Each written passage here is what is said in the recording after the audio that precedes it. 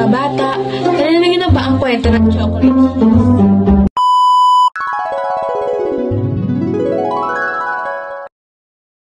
Noong unang panahon, sa probinsya ng Bohol, pating Kabisayaan, may lupang malawak, subalit ito ay tuyo.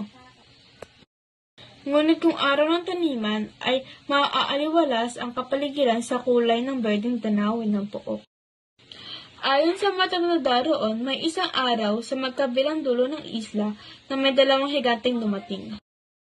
Ang isa ay nagmula sa parteng timog at ang isa naman ay sa hilaga. Ang mga naninirahan doon ay nangangamba na baka magkita ang dalawa, kaya't nilisan pansamantala ng taga roon ang lugar na ito. Sa inaasahang pangyayari, nakita na nga ang dalawang higante. Ano ang ginagawa mo sa akin na sasakupan? Ito'y pag-aari at umalis ka na. Maghanap ka ng lugar sa iyong aangkinin.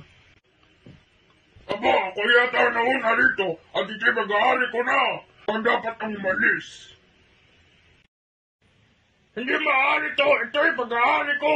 Anong hindi maaari? Noong panahon na iyon, ay kakatapos pa lamang ang tag-ulan at naputik sa kinatatayuan nila.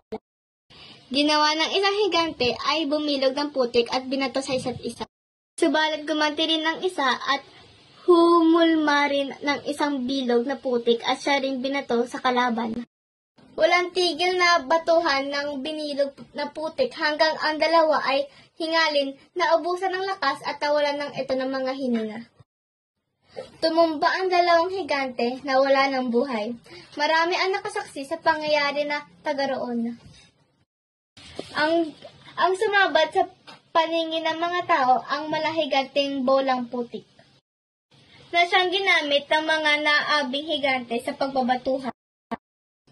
Pagkatapos ng pangyayari, nagsibalikan ang naninirahan doon, namuhay na mapayapa at masagana. Dahil sa bulubuntuking ginawa ng mga higante ng kulay tsokolate na sila rin napakikinabangang taniman. Ito ang pinagmula ng Chocolate Hills. At yan ang kwento na ang alamat ng Chocolate Hills.